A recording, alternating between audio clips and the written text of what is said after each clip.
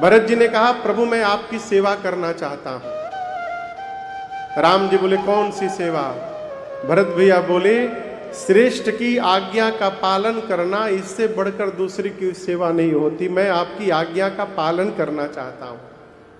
राम जी ने भरत जी को अपने बगल में बिठाया और कहा आप सब जानते हैं,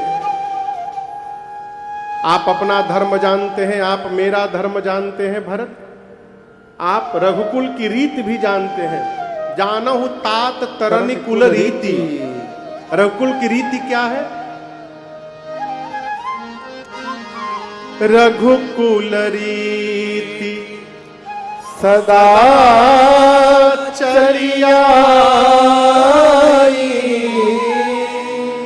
प्राण जाहु बरु बचन न जाहि, बचन न जाहि। राम जी बोले हमारे वंश की परंपरा है, रीति है, हमारे पूर्वजों ने वचन के लिए प्राण की आहुति दे डाली। ये हमारी रीति है, परंपरा है। आप तो सब जानते हैं भरत।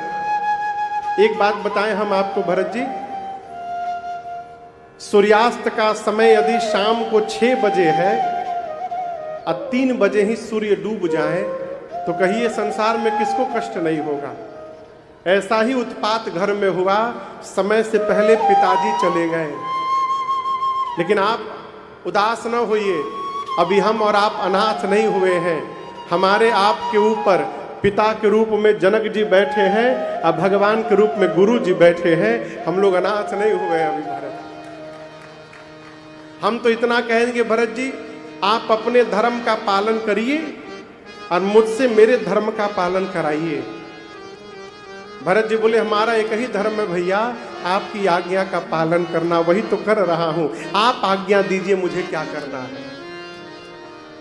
राम जी समझ गए कि अब मुझे ही कहना पड़ेगा।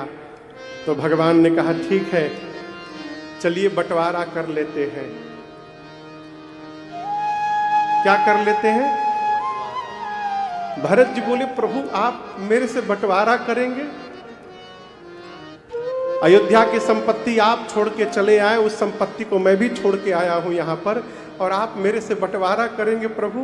राम जी बोले बंटवारा करेंगे परंतु संपत्ति में नहीं, हम लोग अपने घर की विपत्ति में बंटवारा करेंगे भरत। हम लोग विपत्ति बांट लेंगे। कैसे बांटेंगे? तो 14 वर्ष भरत अयोध्या में रहेंगे, 14 वर्ष मैं वन में रहूंगा। राम जी कहते हैं कि भरत तुम भाई हो। अब भाई को भुजा कहा गया है। भाई क्या होता है? भुजा। भुजा समझ रहे हैं ना? हाथ। कहते हैं भाई का बल है, भुजा का बल है। राम जी कहते हैं भाई भुजा होता है। और ये कल्पना करिए यदि ये हाथ है, यहां से लेकर यहां तक 100 टुकड़े में इसकी हड्डी टूट जाए हाथ की, और यदि कोई शरीर पर लाठी से प्रहार करने जाए ना तो शरीर को बचाने के लिए हाथ ही आगे आएगा। हाथ ये नहीं सोचता कि मैं पहले से टूटा हूं और टूट जाऊंगा, शरीर को बचाने के लिए हाथ सामने आ जाता है। राम जी बोले तुम मेरी भुजा हो भरत, इस विपत्ति को तुम अपने ऊपर नहीं रोकोगे तो कौन तुम्हारे भैया को बचाएगा, इसलिए आपको संभालना पड़ेगा इसको। 14 वर्ष आप अयोध्या में रहेंगे, 14 वर्ष मैं वन में रहूंगा। भरत जी राम जी के चरणों में गिर गए, कहें भैया अभिषेक की सामग्री आई है, कहिए तो अभी तिलक हो जाए आपका। राम जी बोले लौटने के बाद, अभी कुछ नहीं होगा। पूरी सामग्री अत्रि मुनि जहां बोले वहां ले जाके रख दो। चित्रकूट और बांदा के बीच में एक कुआं है, आज भी है, वहां भरत जी का मंदिर है। अत्रि मुनि ने ले जाकर पूरे राज्याभिषेक की सामग्री को उसी कुएं में रखवा दिया और कहा भरत जी आज के बाद इस कुएं का नाम भरत कूप पड़ेगा, और जो भी इसके पानी को अपने ऊपर छिड़केगा उसे सभी तीर्थों में स्नान करने का फल प्राप्त होगा। इसकी महिमा ये होगी। 5 दिन भरत जी चित्रकूट का दर्शन किए और छठे दिन अंतिम बैठकी, 5वीं बैठकी भई। भरत जी ने राम जी से विदा मांगा है, प्रभु ने गले लगाया है, खूब समझाया है। भरत जी कुछ चिन्ह चाहते हैं। मैं गुरुदेव भगवान कहते बाबू, भरत जी को देने के लिए यहां राम जी का एक अवतार हुआ है, पादुका अवतार। राम जी पादुका पहन के नहीं गए थे, नंगे पांव गए थे। भगवान ने अपने आप को ही पादुका के रूप में परिवर्तित करके भरत जी को दिया। भरत भैया ने सिर पर धारण कर लिया। प्रभु करी कृपा पावरे दे,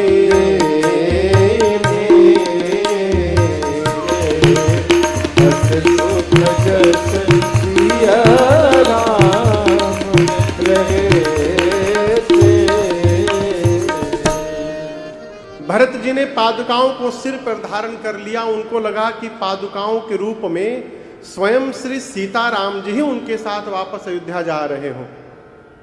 विदा के समय राम जी ने भरत जी को गले लगाया है। दोनों भैया बहुत रोए हैं। राम जी भरत जी को रोते देख देवता भी रोने लगे। दोनों समाज के लोगों को यथा योग्य प्रणाम करके भगवान ने विदा किया है चित्रकूट से। 9 दिन का समय लगा चित्रकूट से अयोध्या वापस लौटने में। कितना दिन? 9 दिन।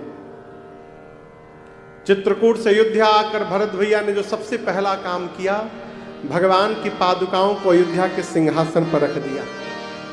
जनक जी महाराज 5 दिन में राजपाट की व्यवस्था सुदृढ़ करवाकर गुरुदेव भगवान से माताओं से अनुमति लेकर के अपने समाज के साथ वापस मिथिला चले गए। इधर भरत भैया ने शत्रुघ्न जी को माताओं की सेवा में लगा दिया। और आपसे बताऊं, भरत जी नित्य भगवान की पादुकाओं की पूजा करते हैं। नित्य पूजत प्रभु पांवरी, प्रीति न हृदय समान। और राज सत्ता संचालन करने के लिए कोई भी निर्णय लेना होता था तो भरत जी भगवान की पादुकाओं से जाकर अनुमति मांगते थे। पहले उनसे पूछ पूछ करके, मांग मांग करके आज्ञा और व्यवहार करते थे राज सत्ता का। और भरत जी अयोध्या में नहीं रहते थे। गुरुदेव भगवान से भरत जी बोले, गुरुदेव भैया मेरे वन में रहते हैं, अब मैं सेवक हो के महल में रहूंगा, उचित है क्या? जाकर नंदी ग्राम में कुटिया बनाकर कुटिया में रहने लगे। रात को सोते समय भरत जी सोचे कि भैया तो धरती पर सोते होंगे, मैं सेवक हूं, सेवक को नीचे सोना चाहिए। भरत जी धरती में गड्ढा खोद के उस गड्ढे में सोने लगे। अयोध्यावासी भरत जी की जय जयकार करने लगे। यहां पर गोस्वामी तुलसीदास जी महाराज अयोध्या कांड को पूर्ण करते हुए कहते हैं, सिया राम प्रेम पीयूष पूरन होत जन्म कलिका तुलसी से। गोस्वामी जी कहते हैं कि भरत जी एक पात्र है, बर्तन, जिसमें सीताराम जी का अमृत रूपी प्रेम भरा हुआ है। यदि भरत जी जन्म न लेते धरती पर तो अष्टांग योग मुनियों के मन को अगम है, सबके लिए सुगम कौन बनाता? कलयुग के विकारों का हरण कौन करता? और भरत भैया उसके लिए कहते हैं गोस्वामी जी, यदि भरत जी जन्म न लेते तो इस 60 तुलसी को कलयुग में हठ पूर्वक राम जी के सन्मुख लाके खड़ा कौन करता? यदि भरतलाल जी जन्म न लिए होते तो। भरत चरित्र की फलश्रुति बाबा कहते हैं, भरत चरित करिने तुलसी जो सादर सुनहि, सिया राम पद प्रेम अवसि होई, भवरस। गोस्वामी जी कहते हैं कि भरत भैया के चरित्र को जो भी मनुष्य, नर हो नारी, निरंतर यदि सुनता रहेगा आदर पूर्वक तो उसके जीवन में 2 कार्य अवश्य होंगे। कितने कार्य? 2 कार्य।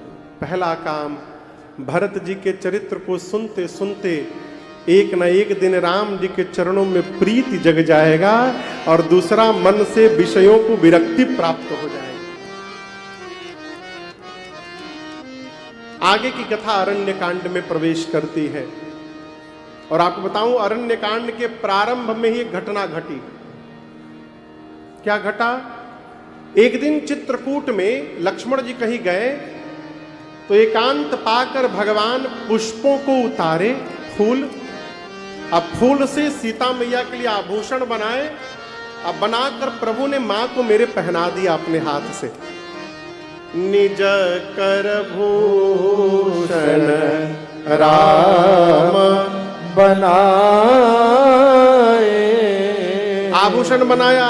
यहाँ क्या पहनते हैं? सबसे ऊपर गजरा, फिर मांग टीका, कान के लिए कर्णफूल, गले के लिए हार, बाजूबंद, कंगन, करधनी, पायल, इतने प्रकार के आभूषण राम जी ने बनाया फूलों का।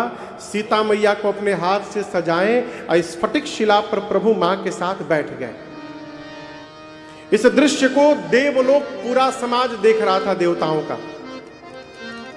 उस भीड़ में देवताओं के राजा इंद्र का एक बेटा है, उसका नाम है जयंत, वो भी खड़ा था। जयंत जब देखा ये दृश्य तो कहा कहीं भगवान भी पत्नी सजाते हैं? कहा नहीं नहीं, भगवान नहीं हो सकते। इतना टाइम भगवान के लगे पत्नी सजाएंगे? ये भगवान नहीं हो सकते, मैं पता करूंगा ये कौन है बहरूपिया। कौआ बनकर भगवान की भुजाओं का बल का पता लगाने आया। क्या बनके? कौआ। अब दर्शन करिए, राम जी मां को सजाकर मां को देख रहे हैं, मां सामने जयंत को देख रही है। जयंत सोच रहा है मैं कौवा बन गया हूं, कोई पहचानेगा नहीं मुझे, माया का रूप बना लिया हूं। सीता जी स्वयं माया है और राम जी माया के पति हैं। न राम जी के आगे न सीता मैया के आगे किसी की माया चलती है। जयंत सोच रहा है मुझे कोई पहचान नहीं रहा है, मैं कौवा बन गया हूं। और सीता मैया मन में सोच रही है ये इंद्र का बेटवा जयंत कौवा बन के काहे घूम रहा है। अभी मां सोच ही रही थी, तब तक मूर्ख आया और आकर सीता चरण चोचहति भागा, आया मेरी मां के पांव में चोंच से मार के भाग गया। रक्त निकल पड़ा हो पांव से मां के। लेकिन आपको बताऊं, सीता मैया ने राम जी को बताया नहीं ये बात। क्यों नहीं बताया? मां जानती है कि मैं जगत जननी हूं, इस संबंध से इसकी भी मैं मां लगूंगी। जिस दिन पिटाई होती थी उस दिन शाम को पिताजी घुमाने ले जाते थे। ये बड़े लोगों का स्वभाव है। राम जी ने ब्रह्मास्त्र चलाया तो दूसरी ओर से नारद जी को भेज दिया, जाओ उसका उद्धार करो, भटक रहा है इधर उधर वो। नारद जी बोले कहां भाग रहे हो जयंत, रुको। बोला रोकिए मत, रुकते मर जाऊंगा, दौड़ा रहा है। नारद जी बोले 2 मिनट रुको, कुछ नहीं होगा। क्या हो गया, क्यों भाग रहे हो? बोला नारद जी ऐसा ऐसा अपराध कर दिया हूं, आज पता चला विपत्ति में कोई अपना नहीं होता है, मेरे पिताजी ने मुझे ठोकर मार दिया है। नारद जी बोले जयंत, जगत वाले मारते हैं तो राम जी बचाते हैं, तुमको तो राम जी ने मारा है, कौन बचाने वाला मिलेगा तुमको। एक बात मेरी मानो, तो जिन राम जी ने तुम्हारे पीछे ब्रह्मास्त्र चलाया है उन्हीं राम जी की शरण में लौट कर चले जाओ, ये ब्रह्मास्त्र तुम्हारा कुछ नहीं बिगाड़ेगा। भेजा जयंत को नारद जी ने राम जी के पास। जयंत गया, जाकर दूर से ही चरणों में लौट गया। त्राहि दयाल रघुराई, त्राहि माम, मेरी रक्षा करिए प्रभु। भगवान बोले फिर आ गया, दोबारा आ गया तू? अच्छा क्यों मारा सीता के पांव में, बता जरा तू, मारा क्यों? भगवान से बोला जयंत आपका प्रभाव देखने आया था। राम जी बोले देखने आया था तो मार के भागा क्यों, यहीं खड़ा रहता? बोला प्रभु प्रभाव का पता पास में नहीं चलता है, दूर जाके चलता है, इसलिए मार के दूर चला गया था। राम जी बोले कितनी दूर तक प्रभाव दिखाई पड़ा? बोला 3 लोक 14 भुवन तक, जहां जहां गया आपका प्रभाव दिखाई पड़ा। राम जी बोले अब क्या करने चले आए हो? बोला पहली बार प्रभाव देखने आया था, अब की बार आपका स्वभाव देखने के लिए आया हूं प्रभु। मैंने सुना है कितना भी बड़ा अपराधी हो, आपकी शरण में आए आप उसको क्षमा कर देते हैं। मेरे अपराध क्षमा नहीं होंगे नाथ? अगर नाथ देखोगे अवगुण हमारे, तो हम कैसे भव से लगेंगे किनारे।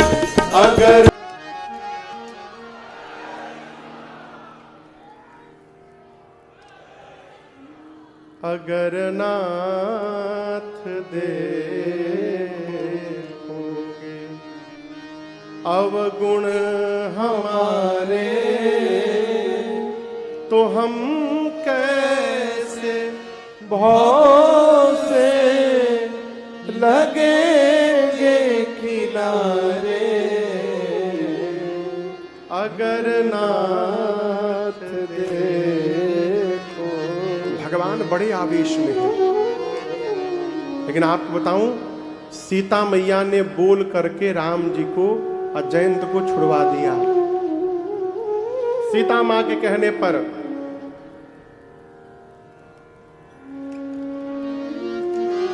सीता तब चौक पड़ी क्षण में, कवि भैरव चोच गड़ा चरणों में। सब लोक सशोक जयंत फिरा, न मिला अवलंब पड़ा चरणों में। महिजा अपना दुख भूल गई, शरणागत काग पड़ा चरणों में। मां ने भगवान से कहा, भगवान क्षमा इसको करिए, इसका सिर पुष्प चढ़ा चरणों में। प्रभु इसको क्षमा करिए आप। मां ने जब कहा कि प्रभु अच्छा है चाहे बुरा है, मेरी संतान है, आप इसको क्षमा करिए, भगवान ने उसको क्षमा कर दिया। लेकिन आपको बताऊं, इस घटना के बाद राम जी सावधान हो गए। राम जी आगे बढ़े, सुतीक्षण जी से, सरभंग जी से प्रसंग बीच में सुनाया था आपको एक दिन में। अगस्त मुनि के पास गए, अगस्त मुनि ने कहा राम जी से आप पंचवटी में जाके रहिए। राम जी वही नासिक पंचवटी में भगवान पहुंचे। अगले वर्ष जहां महाकुंभ है, अगले साल अगस्त महीने में और सितंबर महीने में नासिक में कुंभ लगने वाला है, सिंहस्थ कुंभ है। समय निकाल कर स्नान अवश्य करिएगा वहां पर। वहां पर 2 जगह लगता है। पंचवटी में वैष्णव संप्रदाय के लोग रहते हैं और श्री त्र्यंबकेश्वर भगवान के पास शैव समाज रहता है। वहां कुशावर्त कुंड में नहाते हैं, यहाँ गोदावरी जी में नहाते हैं। तो वही नासिक पंचवटी में भगवान कुटिया बना के रहे। एक दिन सूर्पनखा पहुंची। कौन पहुंची? ये पता है कौन है?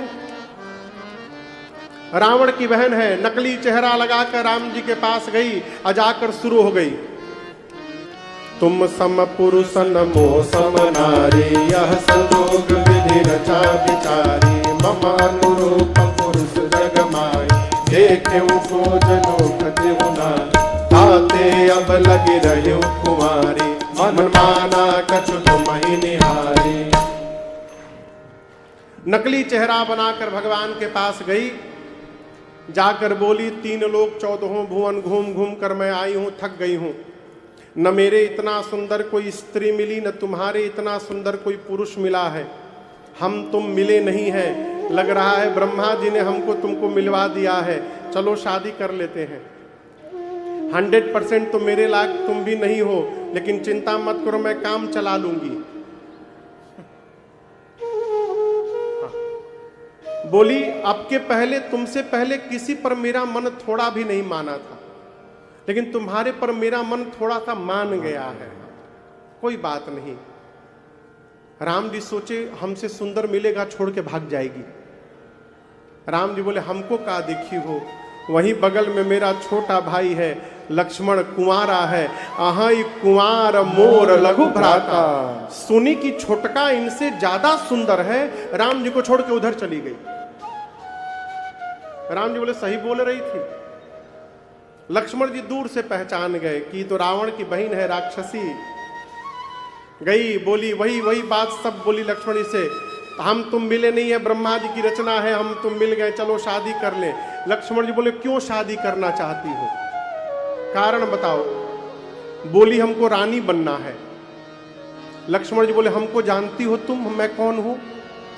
सुंदरी सुन मैं उन कर दासा,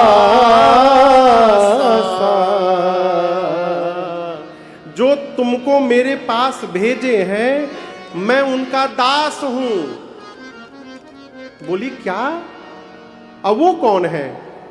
वो प्रभु समर्थ कौशलपुर राजा। वो कौशल नरेश है, राजा है, उनके साथ शादी करोगी, रानी बन जाओगी, हमारे साथ करोगी, दासी बन जाओगी। चॉइसेस इज योर्स, बताओ क्या बनना है? दासी बनना है कि रानी बनना है? बोली हमको तो रानी बनना है। लक्ष्मण पर फिर कहाँ खड़ी हो, जाओ राम जी के पास जाओ, उधर जाओ। दौड़ कर गई, जाकर बोली आप तो कह रहे थे आपका भाई है, वो तो आपका दास निकला। राम जी बोले पढ़ाया तुम पढ़ ली, छोट भाई है हमार, लखनपुर का पूरा डिपार्टमेंट वही संभालता है। लखनपुर समझ रहे हैं ना? लखनऊ का नाम पहले लखनपुर था। मुगल आए तो लखनपुर को लखनऊ कर गए, मुगल आए तो लखनऊ बदल दिए, बाबा आए तो यो बदलेगा। आप सब बदला है ना, अब लखनऊ की बारी है। अभी आज लोग हमको बोले, हम पूछे कहां से है, बोले इलाहाबाद। समझो अब तो इलाहाबाद का पिंड छोड़िए, अरे प्रयाग हो गया, काहे के इलाहाबाद मलिहाबाद बोले जा रहे हैं। अहो फैजाबाद गायब हो गया ना जी, फैजाबाद गायब हो गया, मुगल सराय गायब हो गया, हाँ इलाहाबाद गायब हो गया, न जाने देखिए काका गायब हो रहा है अभी। राम जी बोले मेरा छोटा भाई है, कोई सेवक दास नहीं है, उधर जाओ उधर जाओ। दूसरी बार लक्ष्मण जी कहां बर्दाश्त करें। जैसे गई तो लक्ष्मण जी बोले सुन इधर, बहुत विवाह के लिए परेशान हुई है, तेरा वरण वही करेगा जो लज्जा को तिनके के समान त्याग करके बैठा है। इतना अपमान बर्दाश्त नहीं कर पाई, दौड़ी विकराल रूप धारण करके सीता मैया की ओर। राम जी ने लक्ष्मण भैया को इशारा किया, भाई काट दो। का काट दो? केवल नाक नहीं, लक्ष्मण अति लाघव सो नाक कान बिनु ताके कर रावण का मनो दे। लक्ष्मण जी ने उसका नाक कान दोनों काट दिया, दोनों। कान क्यों कटवाया भगवान ने? भगवान बोले बहुत बोलती है, सुनती नहीं है। जब सुनती नहीं तो टोपानियर कान लेके घूमने का क्या मतलब, काटो कान इसका। और नाक क्यों कटवाया? बोल रही थी मेरे से सुंदर कोई नहीं है। भगवान बोले इसका नाक काटो, बनाओ कुरूप इसको। मैं अमेरिका में कथा गा रहा था, 2 साल पहले की बात है, कैलिफोर्निया में यही प्रसंग चल रहा था। एक बुद्धिमान व्यक्ति बीच कथा में उखड़ गए, खड़े हो गए, बोले महाराज ये क्या बोल रहे हैं? राम जी ने एक औरत की नाक कान कटवा दी, आप इसको कैसे जस्टिफाई करेंगे? हमने कहा अच्छा आप शांत होइए। फिर मैंने उनसे पूछा कि यदि कोई स्त्री बंदूक लेके आपके ऊपर तान दे तो आप उसकी आरती उतारिएगा?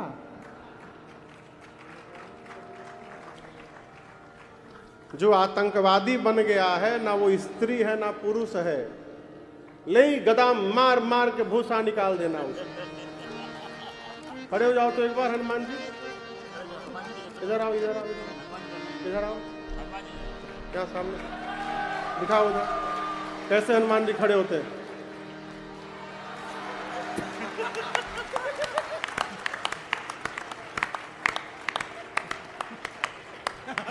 हो गया, आप बैठ जाओ। अद्भुत अद्भुत, जय जय। भगवान ने लक्ष्मण जी से उसका नाक कान कटवाया। मैं जो कह रहा था कि राम जी जयंत के प्रसंग से सावधान हो गए।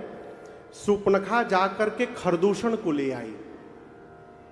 खरदूषण विशाल सेना लेकर के आए। राम जी ने लक्ष्मण जी से कहा, सीता जी को लेकर आप भीतर गुफा में जाइए। तो क्या राम जी को यह डर है कि खरदूषण सीता जी लक्ष्मण जी को मार देंगे? डर नहीं है। राम जी सावधान हैं कि जैसे इनकी ममता जग गई थी और जयंत को नहीं मारने दी थी, वही ममता कहीं खरदूषण पे न जग जाए।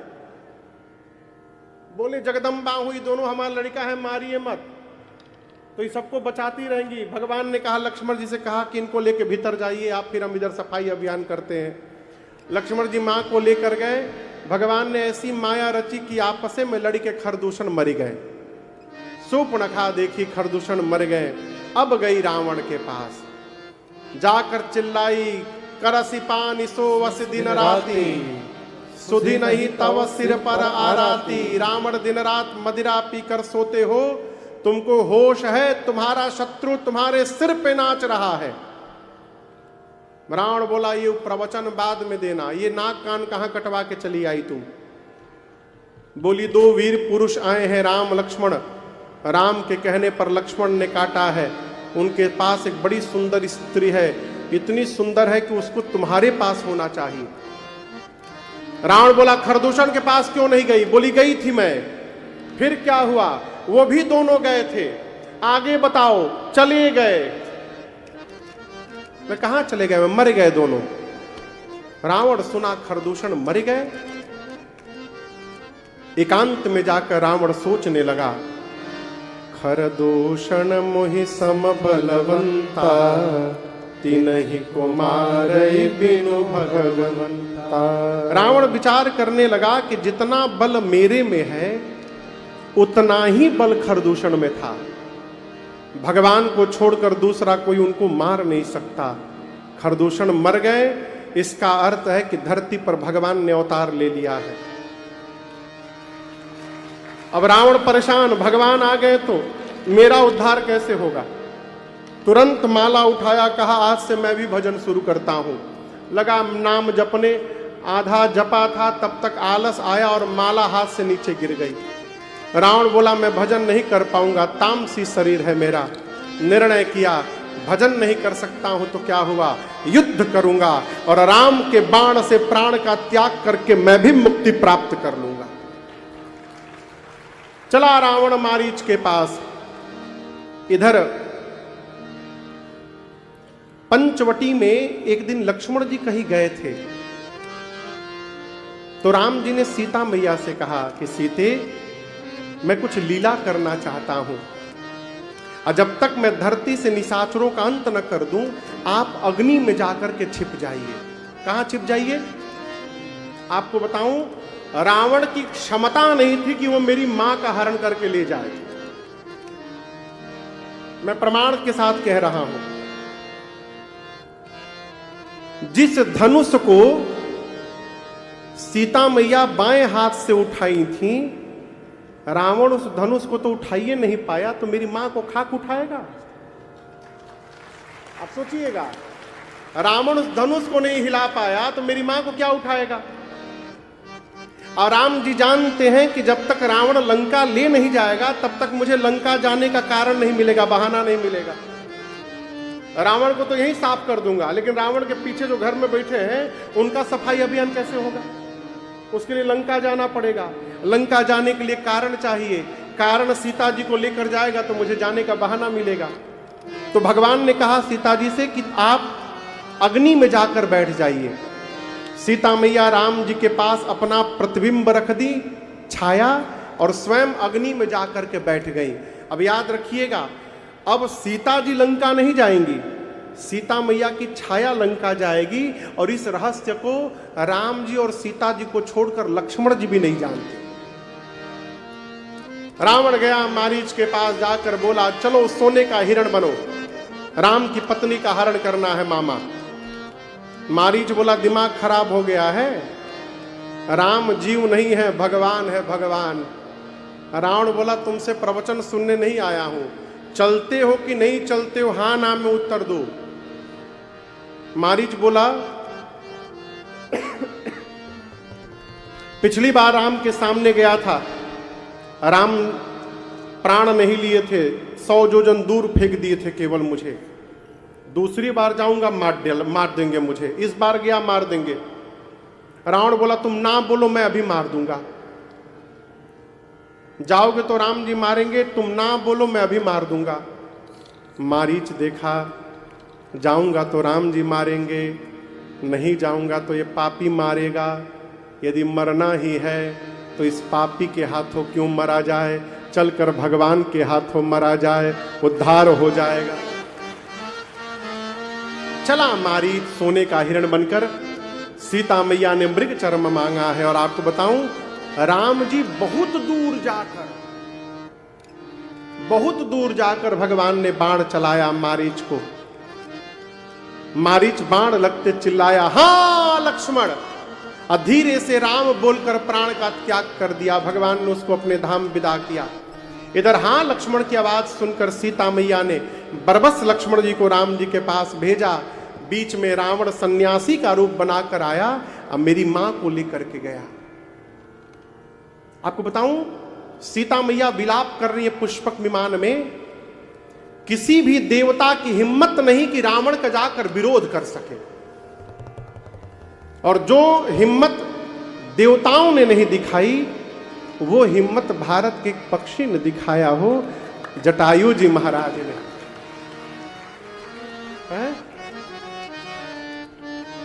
जटायु जी पहचान गए, मां चिल्ला रही थी, जटायु जी पहचान गए, रघुकुल तिलक नारी पहचानी, ये तो रघुकुल के तिलक राम की अर्धांगिनी मेरी बहू सीता है।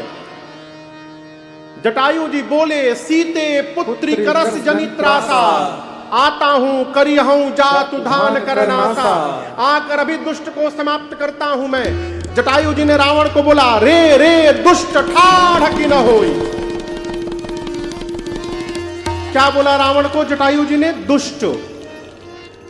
रावण के पूरे जीवन काल में पहली बार किसी ने रावण को दुष्ट कहा था, पहली बार। रावण क्रोध से कांप कर खड़ा हो गया, किसकी मृत्यु आ गई। आपको बताऊं, जटायु जी की उस समय उम्र कितनी थी? 60,000 वर्ष, 60,000 ईयर्स के थे, बूढ़े हो गए थे। उड़ने के लिए जैसे पंख फैलाए, उड़ नहीं पाए जटायु जी, अपने पंखों को धिक्कारने लगे। अब भागो, मांस खाने के समय तो बहुत ऊंची छलांग लगाए, आज सीता की सहायता करनी है तो जवाब दे रहे हो। हिम्मत भरा अपने भीतर, भगवान का नाम लिया, जय श्री राम, जय घोष करके जटायु जी उड़े। रावण ने देखा, रावण को पहले लगा मैनाक पर्वत आ रहा है, और निकट गए, लगा कहीं गरुड़ पर बैठकर नारायण तो नहीं आ रहे हैं, और निकट गए। तब रावण ने पहचान लिया, ये तो बूढ़ा जटायु आ रहा है, आने दो आने दो आने दो आने दो, कोई बात नहीं, आने दो, ये भी मुक्ति पाने आ रहा है मेरे से। जटायु जी जाकर रावण से बोले, रावण आखिरी बार समझा रहा हूं, सीता को वापस कर दो, नहीं तो राम के क्रोध रूपी अग्नि में पूरा परिवार कीड़ों मकोड़ों की तरह जलकर भस्म हो जाएगा तुम्हारा। वापस करो सीता को। रावण नहीं मारा। आपको विश्वास नहीं होगा, गोस्वामी जी लिखते हैं, चोचन मारी बिदार सिदेही। जटायु जी ने रावण को चोंच से मार मार कर लहू लुहान कर दिया और उसको बेहोश कर दिया। रावण 24 मिनट के लिए मूर्छित हो गया, गिर गया। अपने पंजों से रावण के बाल को पकड़ा जटायु जी ने, पुष्पक विमान से उठाकर नीचे धरती पर पटक दिया। जाकर बगल में बैठ गए। किसी ने आकर कहा कि जटायु जी बहुत बढ़िया अवसर है, रावण बेहोश पड़ा है, एक काम करिए, इसकी जितनी आंखें हैं ना सभी आंखें अपनी चोंच से नोच के खा जाइए, अंधा हो जाएगा। जटायु जी बोले नहीं, मूर्छित है, युद्ध में यदि कोई मूर्छित हो गया अथवा युद्ध छोड़कर भाग रहा हो, उस पर प्रहार करना अधर्म कहलाता है। मैं भारत का पक्षी हूं, मैं अधर्म पूर्वक युद्ध नहीं कर सकता हूं। उसने कहा धर्म अधर्म की परिभाषा बताते रहिए, ये जग गया ना तो दूसरा आपको अवसर नहीं देगा, ये यदि जग गया तो ये आपको मार डालेगा। जटायु जी बोले अधर्म पूर्वक जीवित रहने से अच्छा है धर्म पूर्वक मृत्यु को वर्ण कर लिया जाए, मैं ऐसे नहीं मारूंगा इसको। और हुआ वही, रावण की मूर्छा गई, निकाला चंद्रहास खड्ग और उसने जटायु जी के दोनों पंखों को काट दिया। काटत पंख परा खग धरनी, सुमिरि राम के अद्भुत करे। जटायु जी धरती पर गिर गए, राम राम राम राम जपने लगे। इधर लक्ष्मण जी राम जी के पास जब गए हैं तो गोस्वामी जी साफ साफ संकेत कर दिए हैं कि रघुपति अनुजहि आवत देखी। राम जी ने जैसे लक्ष्मण जी को आते देखा, बाहिज चिंता की। कौन सी चिंता की? बाहरी चिंता, माने नाटक। ऊपर से चिंतित हो गए, भीतर राम जी जान रहे कि काम पूरा हो गया है। उधर दौड़कर भगवान आश्रम में गए। मां से विहीन आश्रम देखकर राम जी बहुत रोए हैं। लताओं से, पत्तों से, झाड़ों से, हिरणों से, हिरणियों से राम जी पता पूछते हैं सीता मैया का। पता पूछते पूछते जटायु जी के पास गए। जटायु जी को भगवान ने गोद में उठाकर कहा, तात आपकी ये दशा किसने बिगाड़ दी? जटायु जी बोले, प्रभु ये गति मेरी रावण ने की है और मैं आपको बताने के लिए प्राण रोक के रखा हूं। रावण ने ही सीता का हरण किया है, दक्षिण दिशा में लेकर गया है। मैंने अपनी आंखों से देखा प्रभु, बहुत युद्ध किया उसको रोकने के लिए। रावण ने मेरे दोनों पंखों को काट दिया। मैं किसी तरह प्राण रोक करके बैठा था कि आपको बता दूं उसके बारे में। अब मुझे विदा करिए राम। राम जी बोले, कुछ दिन जीवित रह जाइए। आपके पास बेटा नहीं है, मेरे पास पिता नहीं है। आपको बेटे का सुख मिलेगा, मुझे पिता का सुख मिलेगा। 14 वर्ष के बाद मैं आपको अयोध्या लेकर चलूंगा और अयोध्या के सिंहासन पर आपका राज्याभिषेक करके मैं जीवन भर आपके पिता की तरह सेवा करूंगा। तात कुछ दिन और जीवित रह जाइए। जटायु जी ने कहा, राम तुम्हारे पिता मेरे मित्र थे। मैंने सुना है मेरा मित्र राम के लिए मर गया। यदि दशरथ राम के लिए मर सकता है तो जटायु अपनी बहू सीता के लिए नहीं मर सकता क्या? मैं सीता के वियोग में प्राण छोड़ूंगा राम। राम जी सुने तो उनके नेत्र सजल हो गए और भगवान ने कहा, तात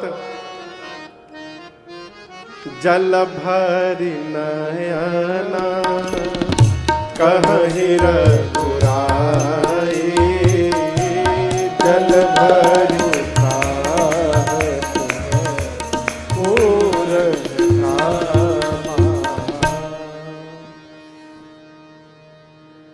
धुआं धुआं कहां से आ गया?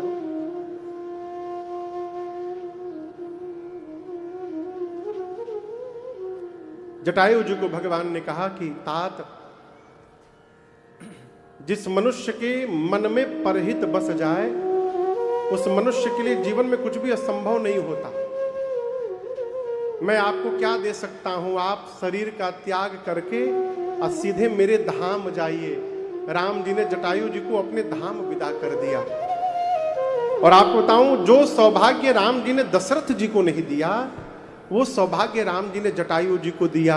जटायु जी का अंतिम संस्कार राम जी ने अपने हाथों से पूर्ण किया है। तेहि के क्रिया जथोचित निज कर कीन्ही राम, अविरल भक्ति मांग करके गीध गयौ हरिधाम। भगवान ने जटायु जी को गति दी, आगे बढ़े। कबंध नामक एक दैत्य को भगवान ने सदगति दी है।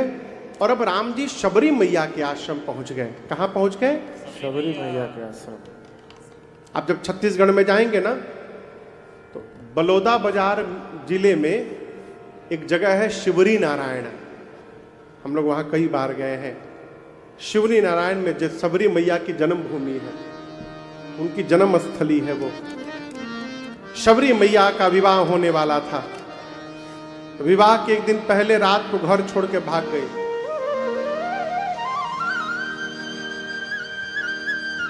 क्यों भाग गई?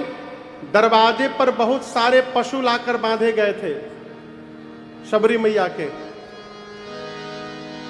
किसी से पूछा इतने पशु क्यों आए हैं? उसने कहा कि इनको मार करके कल बारातियों के लिए भोजन बनाया जाएगा।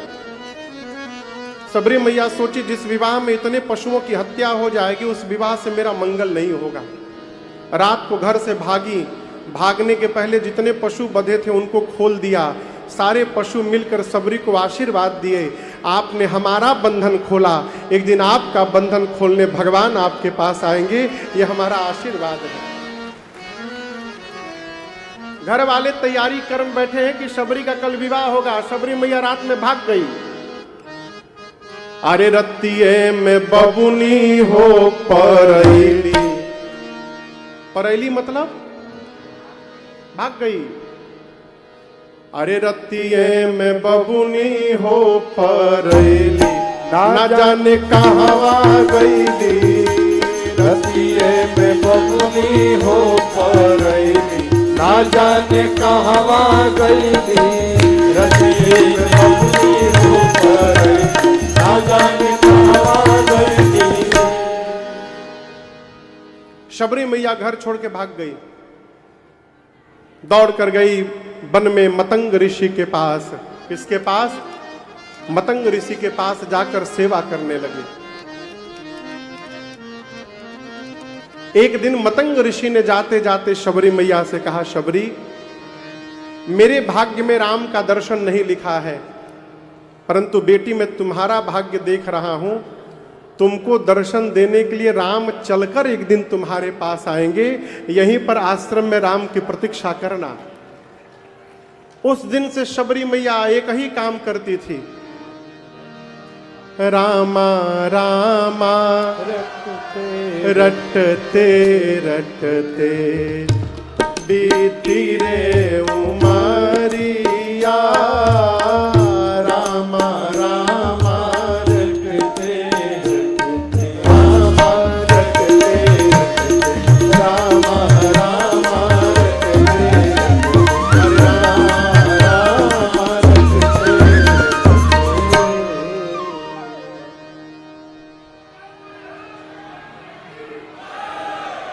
अरे बीती रे उमरिया, रामा रामा रटते रटते।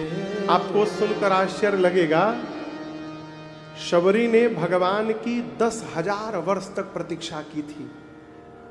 कितने दिन तक? 10,000 वर्ष। 10,000 वर्ष। बूढ़ी हो गई थी। लोग कहते थे तुम बूढ़ी हो गई ना, राम नहीं आया ना, बूढ़ी हो गई तुम। कहती थी मैं बूढ़ी हुई हूं, लेकिन मेरी प्रतीक्षा बूढ़ी नहीं भई है, राम अवश्य आएंगे मेरे पास। एक दिन शबरी मैया बैठी थी, उनको 2 लोग आते हुए दिखाई पड़े कुटिया की ओर। अब दर्शन करिए। शबरी ने गुरु जी से पूछा था कि गुरुदेव यदि राम जी आ भी गए तो मैं पहचानूंगी कैसे? सरकार गुरुदेव ने 5 पहचान बताए थे कि शबरी ये 5 जिसमें दिखाई पड़ जाए वो राम जी हैं। अब राम जी वहां से आ रहे हैं और शबरी मिला रही है। पहला, सरसी जलोचन, कमल के पंखुड़ियों के समान नेत्र होगा। शबरी ने देखा बिल्कुल वैसे ही आंख है। दूसरा, बाहु विशाला, विशाल भुजाएं होंगी राम जी की। देखा शबरी ने घुटने के नीचे तक हाथ है, कहीं 2 मिल गया। तीसरा, जटा मुकुट सिर पे जटाओं का मुकुट होगा। सबरी बोली 3 मिल गया, मुकुट भी दिखाई पड़ गया। चौथा उरबान माला, गले में राम जी बनमाल पहने होंगे। बनमाल उसको कहते हैं जो माला गले से लेकर पांव तक नीचे लंबी हो। 5 प्रकार के पुष्पों से मिलकर बनी हुई माला होती है बनमाल, बड़ी लंबी होती है वो। अभी देखा गले में माला, तब तक राम जी लक्ष्मण जी शबरी के पास आके खड़े हो गए। शबरी ने राम जी से पूछा कि भाई साहब आप जो माला पहने हैं इस माला का नाम क्या है? राम जी बोले इसका नाम बनमाल है माई। शबरी बोली 4 मिल गया, अभी 1 बचा है केवल। राम जी बोले कहाँ मिला रही हो? बोले अभी चुप रही, अभी कुछ नहीं बोलिएगा आप। अंतिम गुरु जी हमको बताए थे कि अकेले नहीं आएंगे, श्याम गौर सुंदर दो भाई। सबरी एक सांवले होंगे, गोरे होंगे, दोनों भाई होंगे। शबरी मैया देखने लगी, सांवले गोरे तो हैं, भाई है कि नहीं है ये नहीं मालूम। तो राम जी से शबरी जी ने पूछा कि भाई साहब ये गोरे वाले आपके क्या लगते हैं? राम जी मुस्कुरा कर बोले माई ये हमारे छोट भाई हैं, हम वही रघुराई हैं जिनको आप ढूंढ रही हैं माँ, मैं ही राम हूं।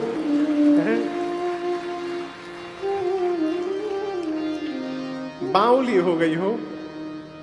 शबरी पड़ी चरण लपटा, भगवान के चरणों में मां शबरी लिपट गई। 10,000 साल से जिसकी प्रतीक्षा चल रही हो और वो अचानक आंखों के सामने आ जाए, क्या गति होगी हो, बावली हो गई। गोस्वामी जी कहते हैं शबरी मैया ने कई बार भगवान को दंडवत किया, कई बार प्रणाम करके उठती थी, भूल जाती थी प्रणाम की हूं कि नहीं, फिर करती थी। फिर याद करने लगे, गुरु जी बताए थे राम जी आएंगे तो उनको बिठा देना, ले जाकर बिठाई, पांव पखार देना, पांव पखारी, कुछ खिला देना, कंदमूल लाकर भगवान के सामने रख दी, भगवान पाए। आप पूरा प्रसंग पढ़िएगा, शबरी जी ने लक्ष्मण जी की ओर देखा तक नहीं एक बार। कितनी एक निष्ठ है राम जी में, लक्ष्मण भैया की ओर देखा तक नहीं शबरी मैया ने। भगवान कंदमूल फल खाएं, इसके बाद गुरु जी ने कहा था कि राम जी की स्तुति करना, यही फंस गई। शबरी मैया बोली हाथ जोड़कर, प्रभु मैं पढ़ी लिखी नहीं हूं, के ही विधिया स्तुति करऊं तुम्हारी, अधम जाति मैं जड़मति भारी। हे प्रभु आपकी स्तुति कैसे करूं, मैं अधम जाति से हूं, जड़मति है मेरी, मैं पढ़ी लिखी नहीं हूं। राम जी बोले शबरी मैं जाति पाति तो मानता ही नहीं हूं, मानव एक भक्ति करनाता, मेरे लिए भक्ति ही सर्वश्रेष्ठ है। जिसके पास भक्ति हो वो किसी भी जाति का क्यों ना हो मेरा प्रिय है, और ब्राह्मण ही क्यों ना हो, यदि उसके भीतर भक्ति नहीं है मैं उसको कुछ नहीं मानता। और आपके भीतर नवों की नवों भक्ति है। शबरी मैया बोली मेरे भीतर? राम जी बोले मैं बता रहा हूं, तुम देखते जाओ। प्रथम भगति संतन कर संगा, दूसरी रतलहीना मम भरोसहि हरस न दे, नवम सरल सब सन चलहीना मम भरोसहि हरस न दे। राम जी ने शबरी मैया को 9 भक्ति बताई। पहली भक्ति जीवन में किसी संत का संग हो जाना। दूसरी भक्ति जो आप लोग पिछले 8 दिनों से बैठ के कर रहे हैं, भगवान की कथा प्रसंगों में प्रेम हो जाना, ये दूसरी भक्ति है। मान रहित होकर सद्गुरु की सेवा करना, ये तीसरी भक्ति। कपट का त्याग करके भगवान का गुणगान करना, ये चौथी भक्ति। विश्वास पूर्वक भगवान के मंत्र का जप करते रहना, ये पांचवी भक्ति है। सज्जनता शीलता पूर्वक अपने कर्तव्य का पालन करते रहना, ये छठवीं भक्ति है। सबको एक समान देखना और संत का सम्मान भगवान से अधिक करना, ये सातवीं भक्ति है। धर्म पूर्वक जितना लाभ हो रहा हो उसी में संतुष्ट रहना और सपने में भी किसी के दोष की चर्चा न करना, ये आठवीं भक्ति है। और राम जी कहते हैं शबरी, जीवन में सरल हो जाना, सहज हो जाना और मेरे भरोसे हो जाना, ये नवीं भक्ति है। यही 9 प्रकार की भक्ति है। और राम जी कहते हैं 9 भक्ति के पीछे नहीं पड़ना है, कोई एक भक्ति आ जाए जीवन में बस। 9 में से एक भी भक्ति जिसके पास है, राम जी कहते हैं वो मुझे अतिशय प्रिय है। शबरी, आप में तो 9 की 9 भक्ति विद्यमान है। सीता के विषय में कुछ जान रही हैं आप? शबरी मैया ने कहा, प्रभु मेरे गुरुदेव ने कहा था राम जी जब सीता जी के बारे में पूछें तो कह देना कि राम जी आप पंपा सरोवर जाइए, वहां सुग्रीव जी से मित्रता होगी और आपका सब काम सुग्रीव जी पूरा कर देंगे। इतना कह के शबरी मैया ने भगवान के स्वरूप को अपने हृदय में पधराया, अपनी कथा सुनाई और कही कथा सकल बिलो की हरि मुख हृदय पद पंकज धरे सजित अनुराग राम पद अनुराग। शबरी मैया ने भगवान के मुख को देखा, अपनी कथा सुनाई, भगवान के चरण को हृदय में धारण किया और दाहिने पांव के अंगुष्ठ से योगाग्नि को प्रज्वलित कराकर मां ने अपने आप को जलाकर भस्म कर दिया। गोस्वामी जी कहते हैं, मनुष्य तो जो नाना प्रकार का कर्म अधर्म करता है त्याग दे, केवल और केवल राम जी के चरणों में अनुराग रख। जिस भगवान ने शबरी को गति दे दी, वो भगवान हमको आपको अवश्य गति प्रदान करेंगे, इसमें कोई संशय नहीं है। शबरी मैया को गति देकर भगवान आगे बढ़े, पंपा सरोवर पहुंचे। पंपा सरोवर पर शबरी जी ने कहा था राम जी की प्रतीक्षा करिएगा, सुग्रीव जी से मित्रता होगी। सुग्रीव तो नहीं आए, नारद जी चले आए। आकर बोले, प्रभु एक वरदान चाहिए, आपका राम नाम आपके सभी नामों में सर्वश्रेष्ठ नाम हो जाए। भगवान ने कहा तथास्तु, ऐसा ही होगा। इसके बाद सुग्रीव जी संतों का नारद जी संतों का लक्षण पूछकर ब्रह्मधाम गए।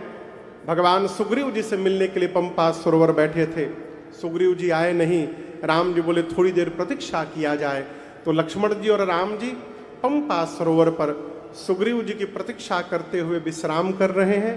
आज की बेला को हम और आप अब यहाँ विश्राम करते हैं। कल की कथा प्रातः काल 10 बजे से, कितने बजे से? आप में से कितने लोग आएंगे? हाँ, तो राम जी देख लिए हैं कौन कौन हाथ उठाया है। कल 10 बजे हम और आप सुंदरकांड की कथा में और उसके बाद राज्याभिषेक महोत्सव में मिलते हैं। तब तक के लिए हरे राम राम राम सीता राम